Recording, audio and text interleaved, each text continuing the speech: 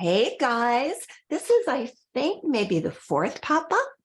I've got two more, one on Thursday, and that's going to be the basics of watercolor. If you want to go back to basics and just review what it's all about, that's great. If you've got a friend, or if you're someone listening to this tape, because I know everyone here live has painted before, but if you're someone listening to this tape or knows somebody and you're not sure about watercolor, the basics of watercolor Thursday at 1 o'clock this week is going to be so helpful because it's just going to give you a real quick boom. Here is what you need to paint watercolor.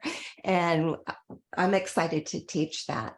Then the next one after that is going to be on the color wheel, and then if colors are cold or warm, what that's all about, the colors and how to tell and how to use them. And I'll tell you that sometimes throws people, and it's real easy. I'm going to show you so you never have to wonder. And that's going to be on Saturday morning at 10 o'clock on the 21st, because I'll be out of town, or it's going to be on Sunday at 2 o'clock.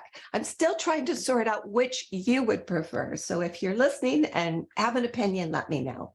Our first class starts Thursday, the 26th, and that's the regular 90-minute class. Okay, I wanted to catch you up on everything. We're going to talk about sketching.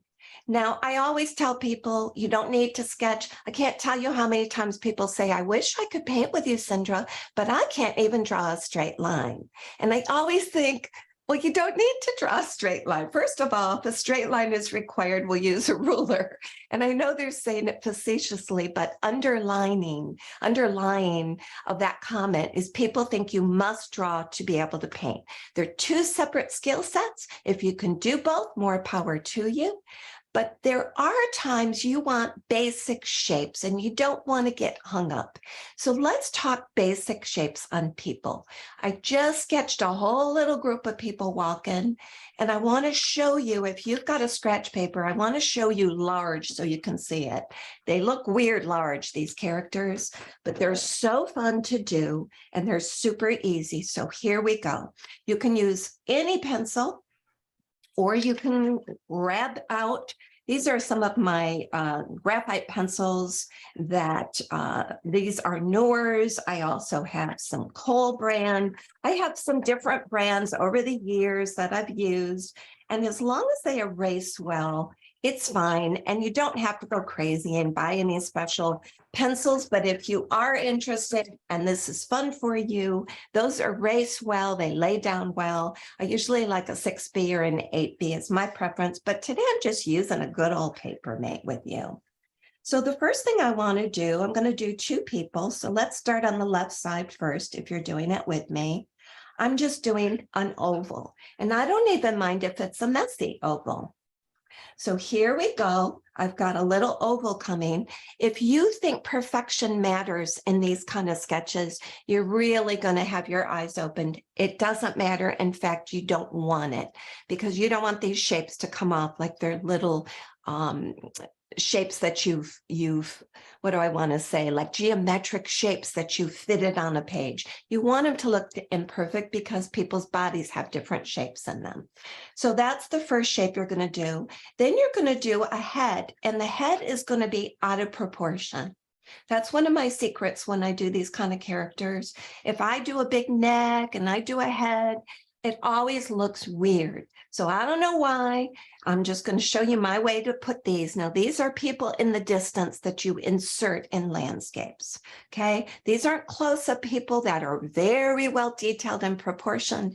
This is the way your eye sees people from afar, as far as I'm concerned. Then you're going to do legs. Now, here's the funny thing with legs. They're a little higher at the top, but not necessarily. But let's just do that for fun. And one is longer than the other if you want it to look like they're walking. Okay. Then the next thing that I do, you guys are going to go, this girl's crazy, but I'm going to show you them inside different paintings I've already done. Now you can put these in before, but these are best when you've painted a landscape and you go, you know, it'd be nice to insert a person in that landscape. Wait till it's totally dry and do one of these people, but you're going to do it this big. So I'm showing you this weirdo looking thing, and that's the look of it. Okay. Now, if you want someone taller or fatter or skinnier, the middle matters. The feet, if you want them to walk side by side, then you want the legs to be similar. You can do it in any order you want. So here I am with two people walking side by side. If I make this on the same level, or if I make this shorter over here, then this one person is walking further away than this person. Now, how hard is this, guys? This is not difficult. You do not need to be a sketch genius to do this. Now, when you're done with this kind of thing, then you can say to yourself, and you do want a good eraser, guys. If you're done with this, then you can say to yourself, I want them skinny, I want them fat, I want them to have a jacket on, so more legs are showing. I want this part to be long to their hips, but I want it a little bit squarer. Then you can play around with a few other details. And you notice these shoulders are way out of perspective. I just told you, you don't need them perfect, and I demonstrated that. So let me show you what this looks like with people. I find that children look good when they're a little rounder. But mainly the same portion. Sometimes their torsos are a little bigger and their legs are a little shorter. I went through all these people and just colored them in a jewel tone. You can do any color you want. So let me go ahead and do these people that I just did with you. I'm using the size 6. You can use, when they're bigger like this, you can use any size you want because they're ginormous, and you'd never insert them in a painting this huge. But I'm just going to go ahead and let me just use alizarin crimson because it's handy. So here we go. Here's my alizarin crimson. I'm doing elbows, and I'm going to do, in this case, I think I'm going to do it as if it's a hood, like a little hoodie, just to show you the variety. And then I think I'm going to have this person wearing jeans. So I'm going to do ultramarine. They're new, brand new jeans. So there's that one. And then I'm going to have this one, yellow ochre. Again, you can have it any colors you want. You can leave it black. I'm going to show you that too. And in this case, I'm going to have Payne's gray for the legs and maybe the head too. Now, depending on where the light's coming from, and this one I had the light coming from the upper left down in this direction, right? Boom. And so the shadow was thrown that way, and I also made it darkest on that side. But just for fun, let's do the opposite with these. So the light's coming from here. And so I'm going to do the shadow.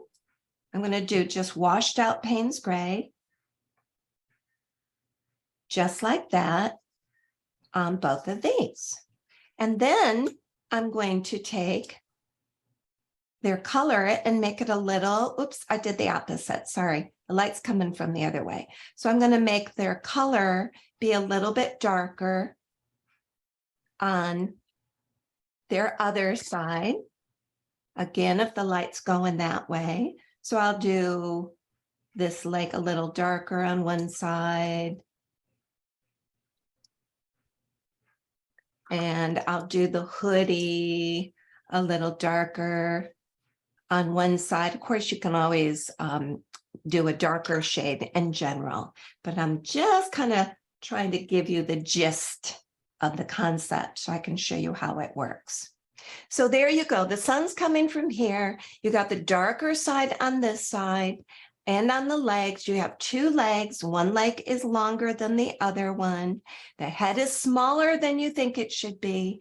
You've got these little elbows. And once again, you're starting with an oval. Now, some people will tell you to start with a rectangle or to start with a triangle.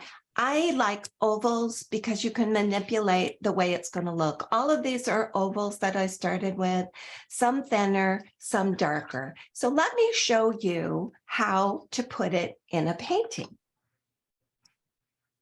So this is the master class that we just did, right? And this was the snow train. Some of you did it, some of you didn't, and that's fine either way. I just want to give you the idea of it. It's funny, Hank switched which cameras are on which button for me, so I keep going in the wrong order. So here it is, and what started this whole class concept is Hank said to me, I want to put this in my office. My husband is a train nut, you guys, and toy trains is what we're talking, Lionel toy trains. And he has a huge collection. And when we traveled, we'd always start at a stop at train layout places. And in fact, when we moved to Myrtle Beach, we opened a train place. That's a story for another day. He is a train guy, needless to say. He said to me, I would like you to put us in this painting. And I thought, oh, I haven't done my little people in a while. Let me put them in this painting. And here's what I did. So there is Hank and Cindra.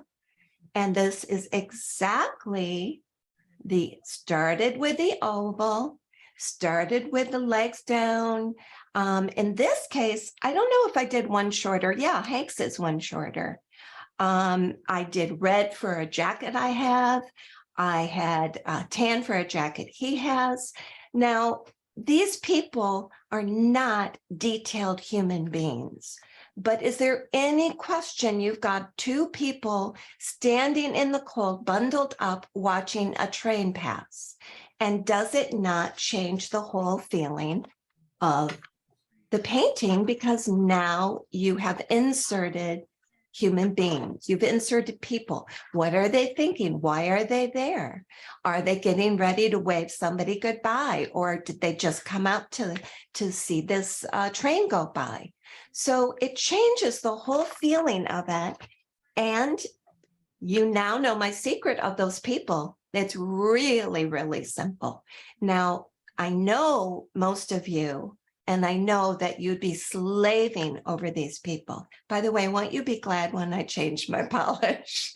This is my Christmas polish. I just didn't feel like going out. My nails were just growing like crazy. And I should paint over them, I'm aware, but I use that gel polish that's dip powder. But I promise before you see me again, I will change it because I don't even like this bright red color. Anyway, let's focus, shall we? Anyway, I know many of you would be slaving over that. And instead, I put that in like 3 minutes flat. Wow. And again, it just adds a flavor. So let me show you some more if you're not convinced. Do any of you remember this class? This is the class that we did the Northern Lights and brush up. And we did a wide variety of them. And I was looking for paintings that were done that I could insert people. And so I decided to put a lone figure in this Northern Lights. Nice. Don't you think that just makes such a statement? Mm-hmm. It now has a whole different flavor and feel to the painting. Here is this man standing by himself. I'm thinking it's a guy, but one good thing with my figures is you can't tell a lot. But here's this man and his shadow standing in the midst of this overwhelming, humongous moment that God created with this light show. And again, do you see the shapes? Can you see? All this is a small version of one of these shapes that I showed you today. But there's no question what it is, right? And here's these little guys. So let me show you some more. If you remember this painting, this is a while ago. Vicki, you were there, and I don't know if anyone else was there. Karen, were you? Tess was. Oh. So this was a while ago. This was going through a tunnel, and I thought, what if there were a couple boys on the other side of this tunnel? So I put just a couple little boys, and they were skinny, and they're kind of blurred, and they're on the other side. And yet it's kind of cool. You're driving through and you're coming upon these guys outdoors, right? And one more I did for you. I just kept inserting. You know, we've all done tons of seascapes and sailboats and a variety. And we all know that I probably blotched something here to add all the seagulls. If you know me, you know I add seagulls if I have a little blotch, but I love my seagulls. Anyway, here's a sailboat. In this class, I was showing a different way to do waves. I love doing different skies. I love doing different sailboats, and I love doing different ways to do the ocean and water. So here I put this little guy standing on the shore that's just simply looking out, and he's got a little hoodie on, and he's just standing there with a little bit of, I think that shadow, by the way, is a must. I made these shadows even in their colors just to be cool, because you know I'm a cool girl. So I put the shadows in their color, and I put the shadows of their bodies down in the same color. In case anyone wants to know what these colors are, this is Viridian right here. This is Lunar Blue, Imperial, easy for me to say, Imperial Purple. This is Quin Magenta, and I think that's all. Anyway, they're just gem tones, and they're reminding me when we do our color hues, when I come back on the 21st or 22nd, about the color wheel. But anyway, here's a little boy. I'll show you a little closer. He's just in his little hoodie on the beach, looking out. You can feel the breeze. He's there. He's probably chilled. One thing with those little triangles for the arms, they either look like someone's walking like this. Let me pull back a minute. Someone's walking like this in front of them, or they look like they're in pockets, or they look like they're linked to the person next to them. This little person, to me, this is just a little boy in a hoodie. His mom, I was even going to do an adult with him, and I thought, no, it makes a statement that he's by himself watching this majestic boat, dreaming about his life, dreaming about what boats and oceans are about. But I think it looks like he's just kind of cold. He's got his little hands in there. So I think the elbows out and the small head make a difference, because the head is either in front as you're walking, or maybe you're bundled up. So there you go. That is the idea. My time is up. And that's the recording for today. Those of you live, hang in with me a minute. But I hope that was helpful and gets you thinking. I hope you play around with them. This is the shape. You see what it looks like. Now make little small versions of it, dressed any way you want them to, and stick them onto some of your paintings and see what you think. And the good thing is, once the painting is dry, and I would dry it completely, I wouldn't half dry it. Sometimes surface dry is fine, but once you put the pencil marks on top of a painting, and if you decide you don't like it, or it's the wrong proportion, you can erase it because it's on top of a dry painting. So consider playing around a little bit and see what it does to any of your paintings that you've done. Thanks for joining me. That is it. Have a blessed day, everybody.